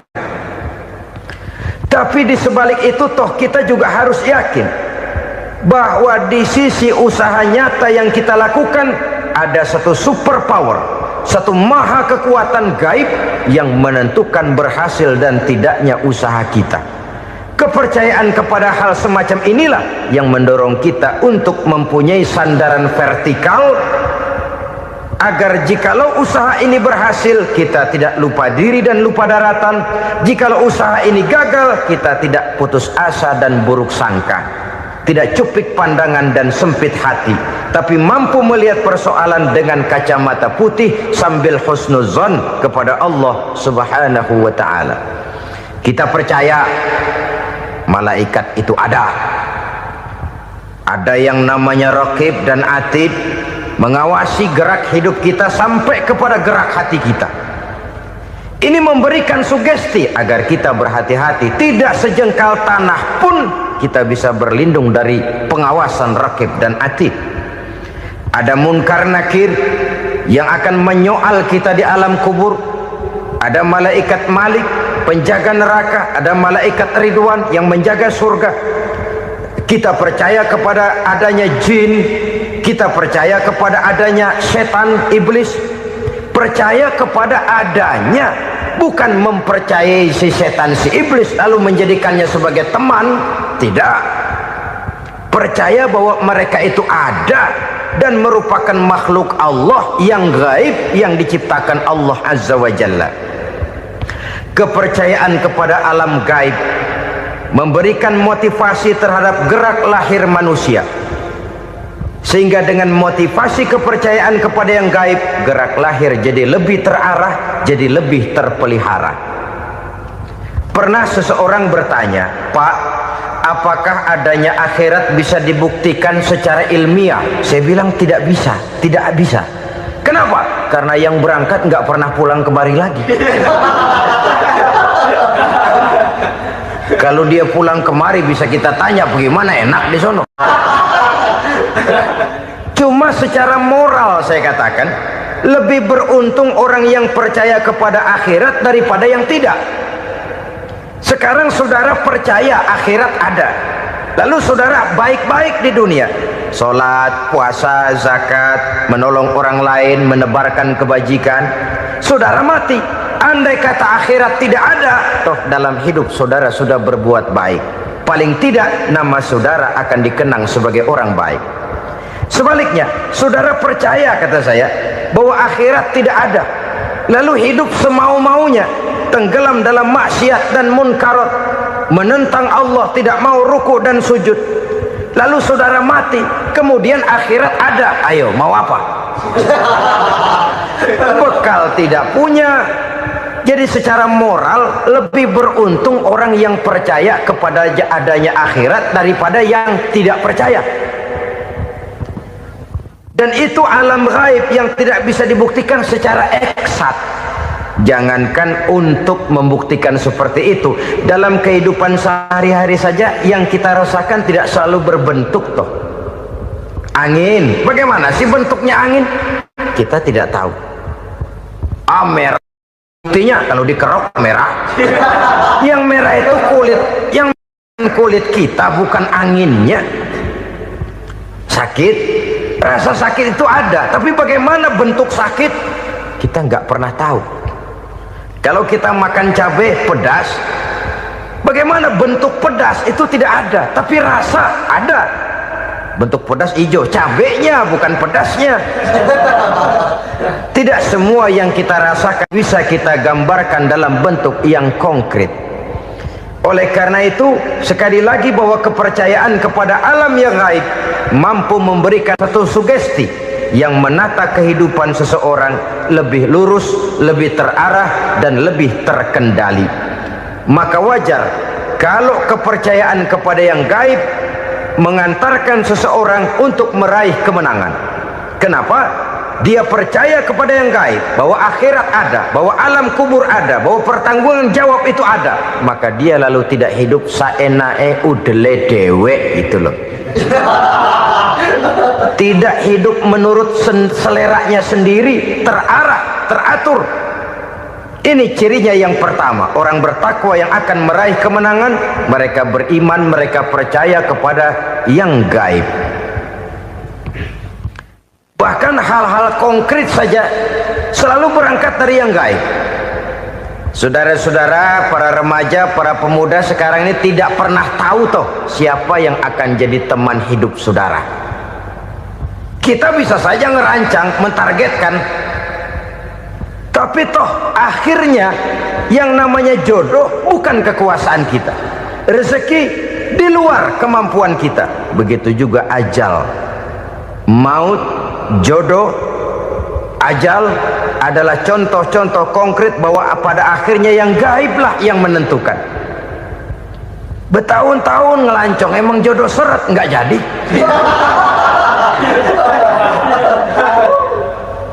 Begitu kenal baru setengah malam nginep ditangkap hansip kan.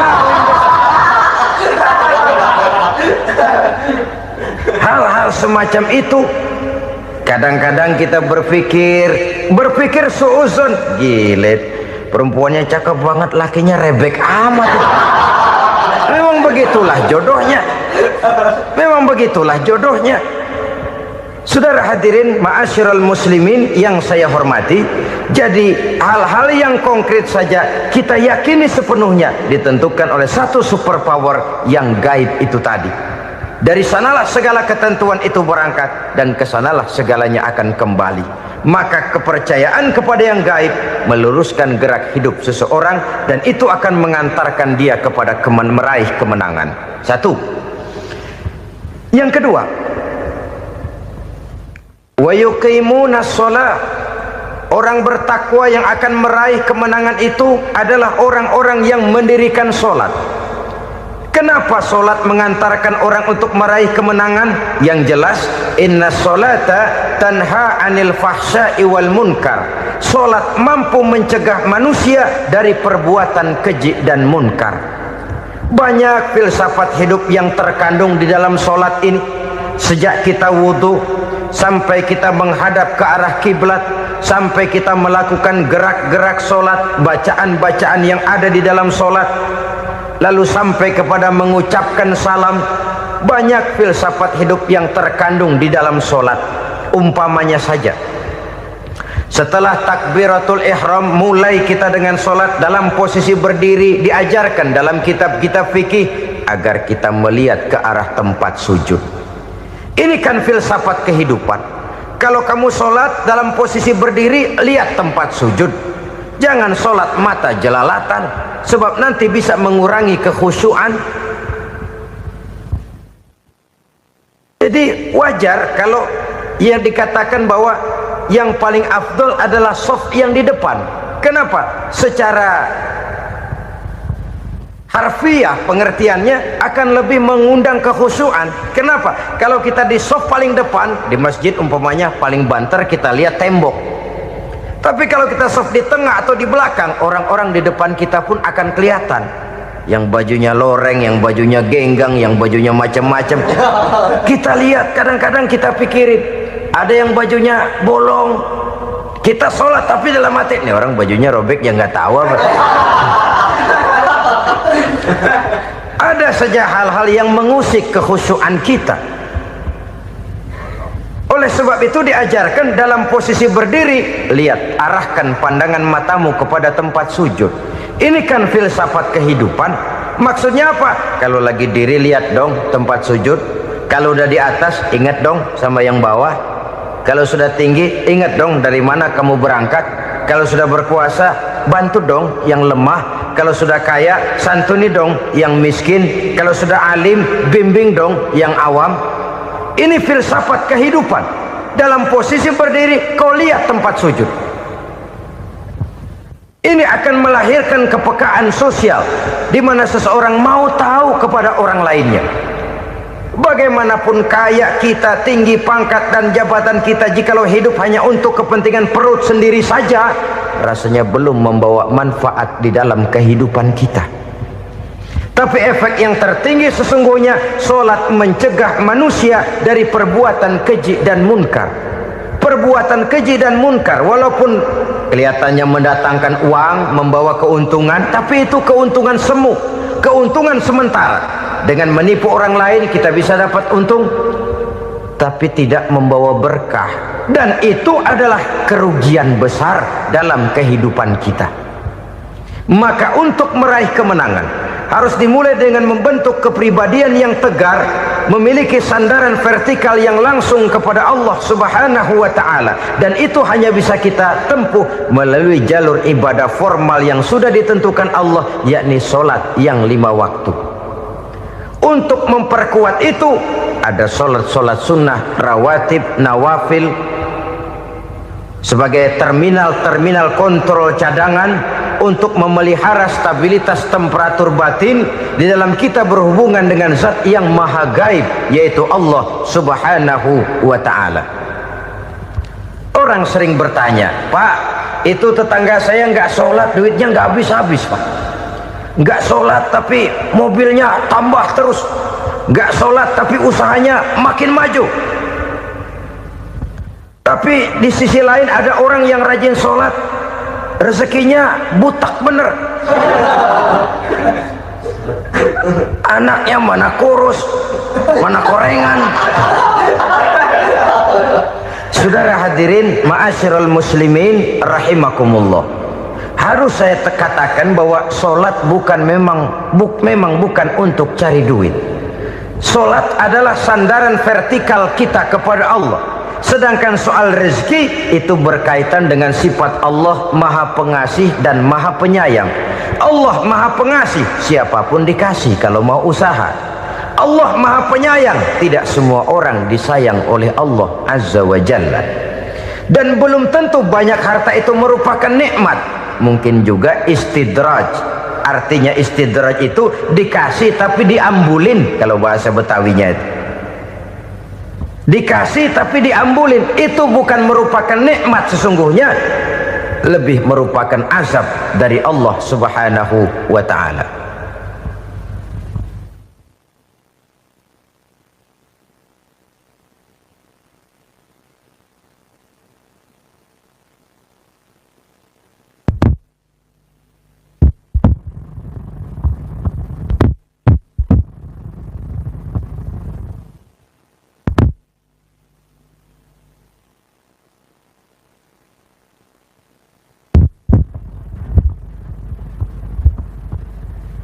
Agama mempunyai sistem solat, dan kita umat Islam telah dituntun oleh Allah Subhanahu wa ta'ala yang wajibnya 5 kali dalam sehari semalam mendirikan solat, dan itu tentu berada dalam jangkauan kemampuan manusia.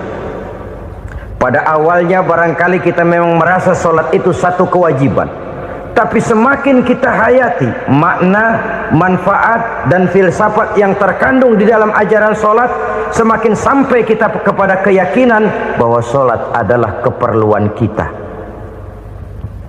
Sehingga pada waktu tertentu dinilai puncaknya, kita tidak lagi akan berkata saya wajib solat, tapi kita akan berkata saya perlu solat. Kalau kita sudah merasakan itu adalah keperluan kita, nah di sanalah kita baru akan merasakan ruginya kalau hal itu tidak kita laksanakan. Sepanjang kita masih berkata saya wajib sholat, kita akan lebih merasakan dia sebagai beban ketimbang sebagai keperluan. Yang jelas Allah tidak memerlukan ibadah yang kita laksanakan ini. Dengan kata lain, andai kata satu dunia penuh ini orang tidak ada yang sholat satu pun, Allah tidak akan turun dari jabatan Tuhan. Jangan lalu berpikir kalau kita ngambek se-RW kagak sembahyang Tuhan tekor kali ini ya.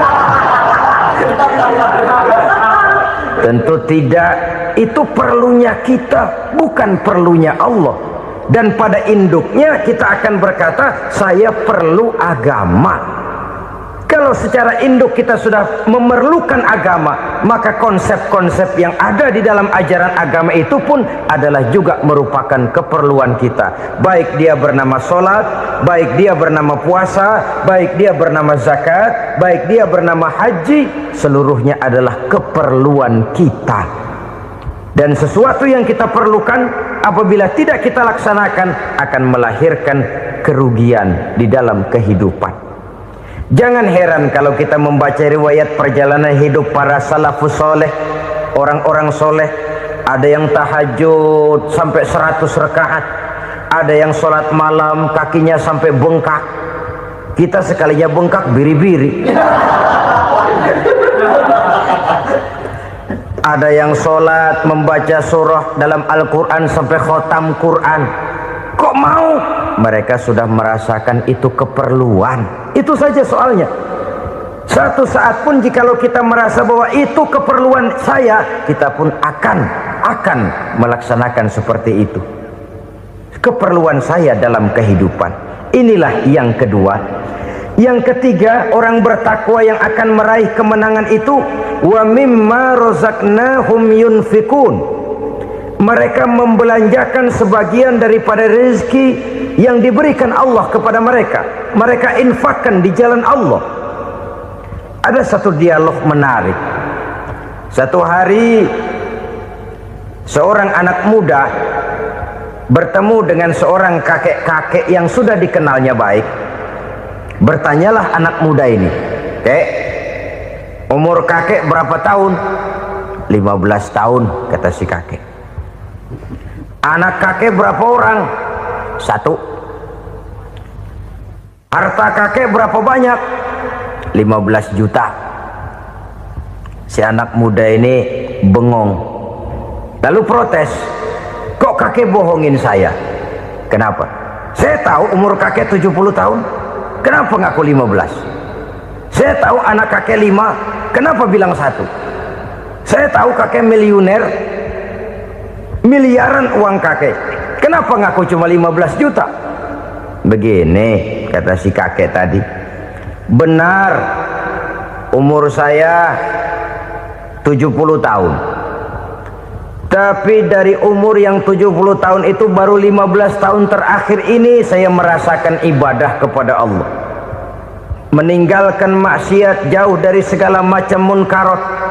Maka yang 15 tahun inilah yang benar-benar saya rasakan sebagai umur saya. Benar anak saya 5, tapi yang 4 susah diatur. Cuman 1 rasanya nih yang bakal jadi si buah hati belahan jantung pelanjut cerita penerus sejarah. Cuma 1 ini yang saya harapkan, yang akan jadi anak soleh, yang akan membuat saya menerima pensiunan pahala. Kalau yang 4 apek dah, nggak ada harapan. Yang 1 nyekek botol melulu. Oh begitu, iya. Lalu kenapa kakek bilang harta kakek cuma 15 juta padahal saya tahu kakek uangnya miliaran, depositonya banyak? Ya karena 15 juta itulah yang saya ingat yang pernah saya belanjakan di jalan Allah. Saya merasa itulah harta saya yang sebenarnya. Yang miliaran yang saya simpan di bank kelak kalau satu saat saya mati akan jadi rebutan di antara anak-anak saya. Iya kalau anak saya soleh kayak yang 1 ini. Kalau yang 4 tadi udah tulen dia bakal berantem dah berebut tuh. Jadi 15 juta yang saya belanjakan di jalan Allah inilah yang saya merasakan benar-benar harta saya yang sesungguhnya. Dialog ini patut menjadi bahan renungan kita bersama. Diberikan kita umur 40, 50, 60, 70, 80. Berapa tahun dari umur yang diberikan itu yang jalan mulus, yang kita gunakan untuk melaksanakan ibadah? Banyak harta kita simpan di bank, di lemari, di dompet, di tas. Tapi berapa yang sudah kita depositokan di jalan Allah yang akan menemani kita di hari kita kembali nanti? Maka orang bertakwa yang akan meraih kemenangan, wa mimma razaqnahum yunfikun, mereka membelanjakan sebagian dari rezeki yang diberikan Allah di jalan Allah subhanahu wa ta'ala. Ma'asyiral muslimin rahimakumullah, zahirnya memang kita memberikan kepada orang lain, tapi hakikatnya kita menyimpan untuk diri kita sendiri. Kita memberikan kepada yatim piatu 25.000, zahirnya kita memberikan si yatim, hakikatnya kan kita cuma nyimpan. Saya berikan, titip kepadamu, ini untuk saya di akhirat. Kau boleh belikan baju, kau boleh belikan untukmu makan, kau boleh bayarkan sekolahmu, ini untuk saya. Hakikatnya kita nyumbang masjid 1 juta, zahirnya kita berikan kepada panitia masjid, tapi hakikatnya kan cuma titip 1 juta ya, untuk saya di alam kubur nanti. Silakan kau boleh belikan semen, ini uang, belikan besi, belikan pasir, saya cuma sekedar titip untuk kepentingan saya. Hakikatnya kita cuma sekedar menitip. Sebagaimanapun pada hakikatnya, apapun yang kita miliki dalam kehidupan kan cuma sekedar hak guna pakai, bukan hak milik mutlak. Harta kita, rumah kita, kendaraan kita, kebun kita, pabrik kita, hak guna pakai saja. Hak milik mutlak cuma untuk Allah subhanahu wa ta'ala. Saudara-saudara kaum muslimin rahimakumullah, ini yang ketiga. Kemudian yang keempat, orang-orang bertakwa yang akan meraih kemenangan, allazina yu'minuna bima unzila ilaika, mereka yang beriman, mereka yang percaya kepada apa yang telah diturunkan kepadamu Muhammad, ay Al-Quran, yakni Al-Quranul Karim. Setelah percaya kepada yang gaib, mendirikan solat, kemudian menginfakkan sebagian dari rezeki yang diberikan Allah, mereka juga lalu percaya kepada yang diturunkan terhadap Nabi, yaitu tidak lain Al-Quranul Karim. Sekali lagi di sini, percaya bukan hanya sekedar percaya saja, tetapi percaya lalu menjadikan Al-Quran itu sebagai pedoman hidup. Sebab memang Al-Quran itu adalah GBHM, garis-garis besar haluan muslim. Apa yang harus kita lakukan, apa yang harus tidak kita lakukan, bagaimana mestinya kita bertingkah laku dan berbuat, seluruhnya tercantum di dalam Al-Quranul Karim. Itu sebabnya ketika satu hari Aisyah ditanya bagaimana akhlak Rasul, beliau menjawab, kana Rasulullah sallallahu alaihi wasallam khuluquhul Quran. Akhlak daripada Rasulullah tidak lain adalah Al-Quran. Jawaban simpel ini memberikan gambaran bahwa keseluruhan daripada konsepsi Quran sudah diterjemahkan dalam kehidupan Rasulullah sallallahu alaihi wasallam. Karena kita tahu akhlak adalah keseluruhan dari gerak hidup manusia. Sejak ia berpribadi, berumah tangga, bertetangga, bermasyarakat, sampai kepada berbangsa dan bernegara, Al-Quran tetap memberikan sentuhan nilainya. Oleh karenanya, orang-orang yang bertakwa adalah orang-orang yang menjadikan Al-Quran sebagai pedoman dalam kehidupannya. Dan kita yakini Al-Quran diturunkan kepada Nabi Muhammad bukan merupakan produk Nabi Muhammad. Isi dan redaksinya langsung dari Allah subhanahu wa ta'ala. Kemudian cirinya yang kelima, orang bertakwa yang akan meraih kemenangan itu, wa ma unzila min qablika, tidak hanya sekedar percaya kepada yang diturunkan terhadap Nabi Muhammad yaitu Al-Quran, mereka juga percaya kepada apa yang pernah diturunkan kepada para nabi, kepada para rasul sebelum Nabi Muhammad. Percaya kepada adanya suhuf, percaya kepada adanya Taurat, percaya kepada adanya Injil, percaya bahwa Allah dahulunya sudah menurunkan Taurat kepada Musa, percaya bahwa Allah sudah menurunkan Injil kepada Isa, percaya Injil ada, Taurat ada, diturunkan Allah untuk Isa dan Musa, tetapi tidak wajib mengamalkannya karena kita sudah diberikan Al-Quranul Karim. Ini yang perlu saya garis bawahi. Kita percaya Allah telah menurunkan Injil dahulu kepada Isa. Kita percaya bahwa Allah telah menurunkan Taurat dahulunya kepada Nabi Musa.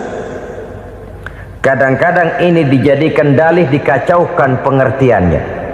Quran saja mengajarkan bahwa orang yang bertakwa harus percaya kepada Injil, maka pakailah Injil. Apalagi kalau ayat sebelumnya ditilap, dihapus, dihilangkan, Injilnya yang ditekankan, maka akan terjadilah penekanan yang salah arah. Karena salah arah akhirnya bisa merusak dan menghancurkan akidah. Ketika Rasul suatu saat pernah ditanya orang, "Ya Rasul, bagaimana sikap kita sebagai muslim terhadap Injil yang ada sekarang?" Beliau menjawab, "La tukadzibuhu jami'an wa la tusaddiquhu jami'an." Jangan didustakan seluruhnya, jangan juga dibenarkan semuanya. Artinya, ini sudah merupakan gambaran dari Rasul bahwa dalam Injil yang ada sekarang masih ada ajaran-ajaran tauhid yang dibawa oleh Nabi Isa dan diajarkan kepada umatnya. Tapi juga dalam Injil yang sekarang ini sudah terkena intervensi dan investasi manusiawi. Karena itu Rasul menyimpulkan, la tukadzibuhu jami'an wa la tusaddiquhu jami'an. Jangan didustakan semua, jangan dibenarkan seluruhnya. Kita memang percaya Allah telah menurunkan Injil kepada Nabi Isa dulu, tapi kita tidak wajib mengamalkan Injil. Kita percaya Allah telah menurunkan Taurat kepada Nabi Musa, tapi kita tidak wajib mengamalkan kitab ajaran Taurat. Yang wajib kita percayai dan kita amalkan hanyalah Al-Quranul Karim.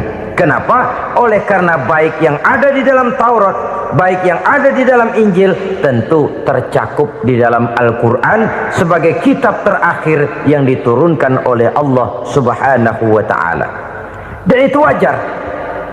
Kalau seorang pejabat mau mengeluarkan satu keputusan baru, tentu dia harus meninjau keputusan-keputusan lama. Andai kata dianggap tidak berlaku, dianggap tidak relevan lagi, maka keputusan-keputusan lama itu tentu sudah dianggap tidak berlaku. Sebagian daripada aturan-aturan dalam keputusan lama yang masih dianggap relevan tercantum dalam keputusan baru yang wajib diamalkan. Begitulah hubungannya antara Al-Quran, Taurat, Zabur, dan Injil. 4 kitab samawi yang diturunkan Allah masing-masing kepada Zabur untuk Nabi Daud, Taurat untuk Nabi Musa, dan Injil untuk Nabi Isa alaihi wassalatu wassalam. Ketiga-tiga kitab itu kita percayai adanya. Kita yakini Allah telah menurunkan Zabur, Taurat, dan Injil, tapi kita tidak wajib mengamalkannya.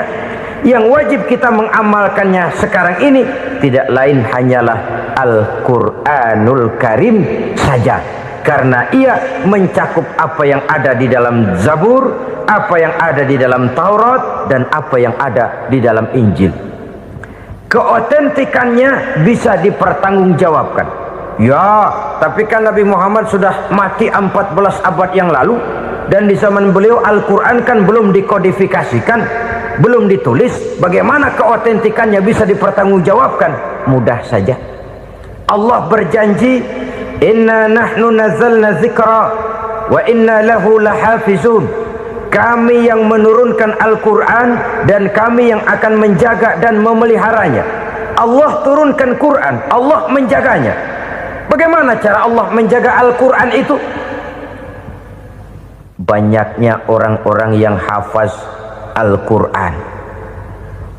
Hafaz Al-Quran 30 juz, 114 surah, 6.666 ayat.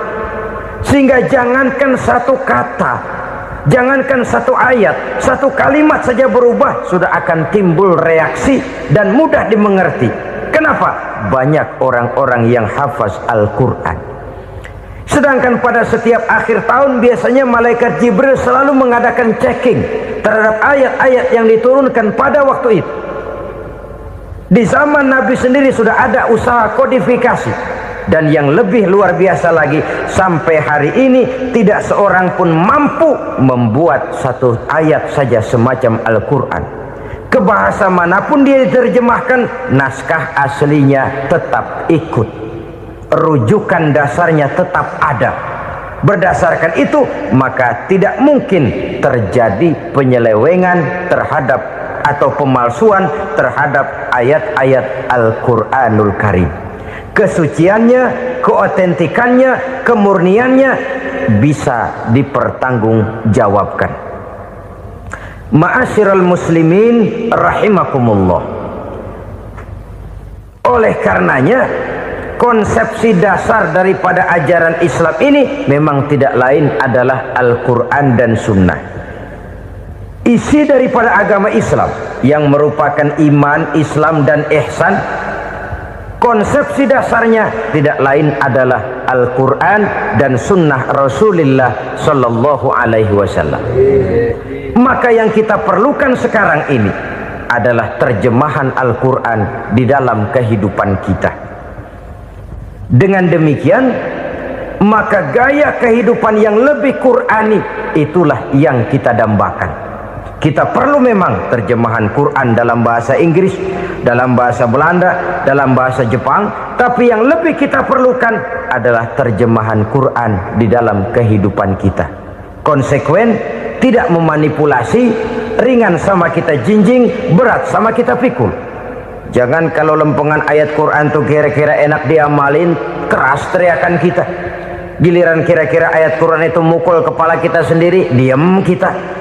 Itu ciri yang pernah disindir Allah dalam awal-awal Baqarah juga itu.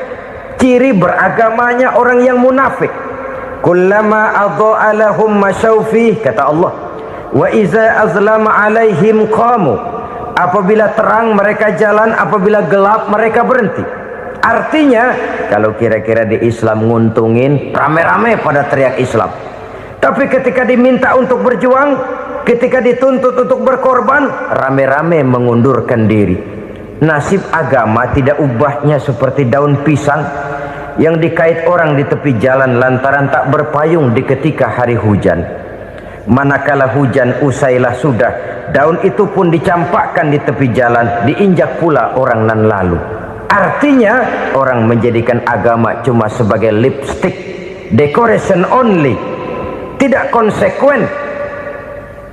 Hanya pada saat-saat kelihatannya Islam membawa keuntungan, rame-rame orang teriak-teriak tentang Islam. Tapi jikalau diminta berjuang, jikalau dituntut untuk berkorban, biasanya rame-rame juga mengundurkan diri. Jangan heran kalau mayoritas hitungan kita, tapi minoritas peranan kita. Kuantitas kita dalam jumlah, tapi dalam kualitas kita lebih sering jadi penonton daripada jadi pemain.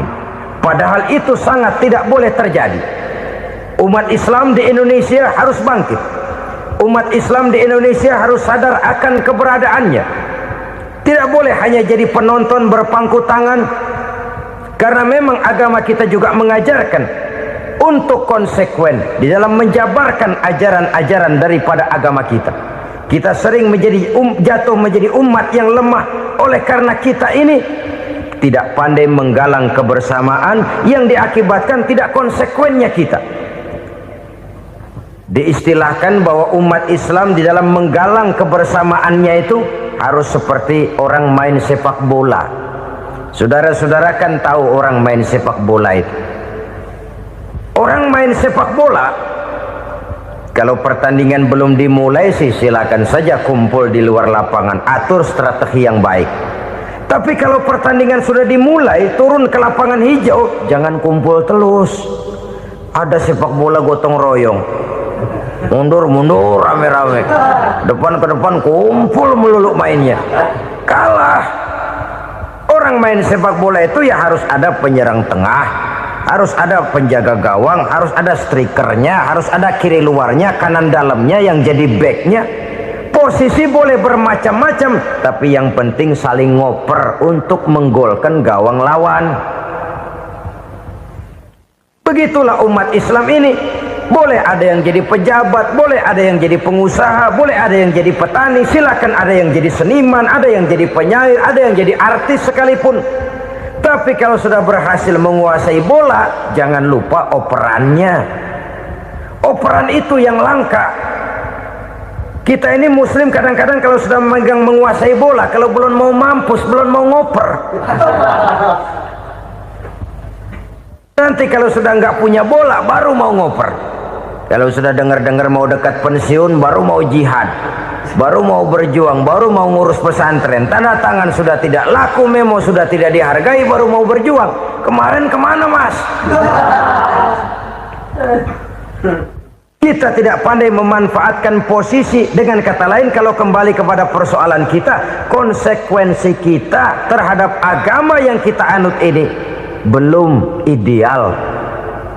Kita masih lebih sering berislam ini pada saat-saat yang menurut perhitungan kita membawa keuntungan.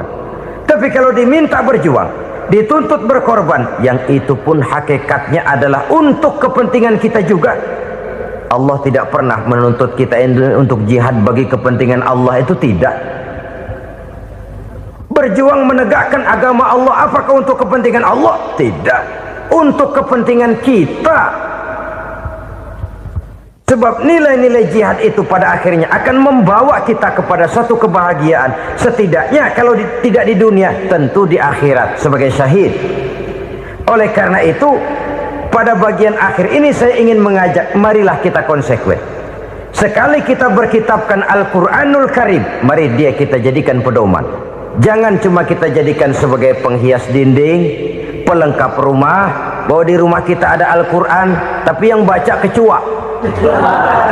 Habis pada bolong tuh Quran. Yang penting kan punya Quran.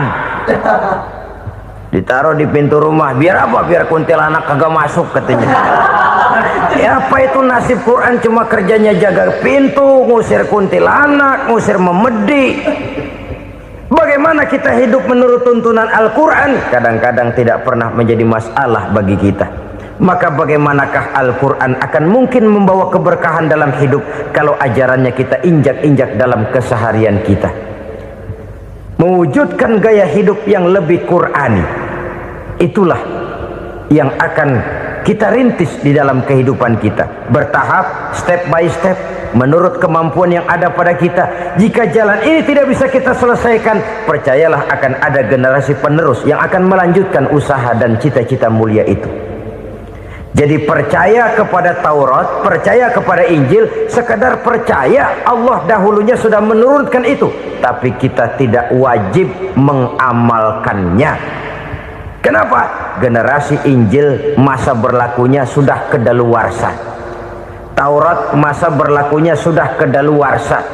Injil pernah berlaku untuk orang Nasrani di zaman Nabi Isa. Taurat pernah berlaku untuk orang Yahudi di zaman Nabi Musa. Setelah generasinya berlalu, datang Rasul penutup yang membawa Al-Quranul Karim. Maka Al-Quran itulah yang berlaku menjadi pedoman sampai hari akhir nanti. Jangan jauh dari Al-Quran, karena apabila ini kita lakukan, maka kita akan kembali kepada satu gaya hidup yang jauh dari tuntunan agama, dan itu artinya kita akan semakin jauh untuk meraih kemenangan. Saudara-saudara kaum muslimin rahimakumullah. Yang keenam, yang terakhir, orang-orang bertakwa yang akan meraih kemenangan itu wabil akhirati hum yuqinun. Mereka percaya, mereka yakin seyakin-yakinnya akan adanya hari akhir, di mana seseorang akan mempertanggungjawabkan seluruh perbuatannya di dalam hidup ini, dan tidak ada satu perbuatan yang bagaimana kecilnya sekalipun yang tersembunyi dalam pandangan manusia yang tidak akan dibukakan persoalannya di mahkamah Qadhi Rabbul Jalil di akhirat nanti. Itulah sebabnya maka percaya kepada akhirat disebut secara khusus. Padahal di awal tadi sudah dijelaskan yu'minuna bil ghaib, percaya kepada alam gaib, dan alam gaib ini termasuk akhirat. Kenapa pada bagian akhir disebut lagi akhirat?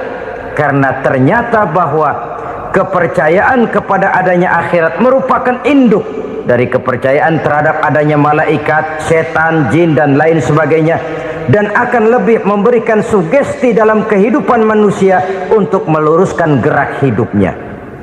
Jikalau satu saat tergerak hati akan berbuat kejahatan, ingin mencuri, sadarlah, awas ada akhirat.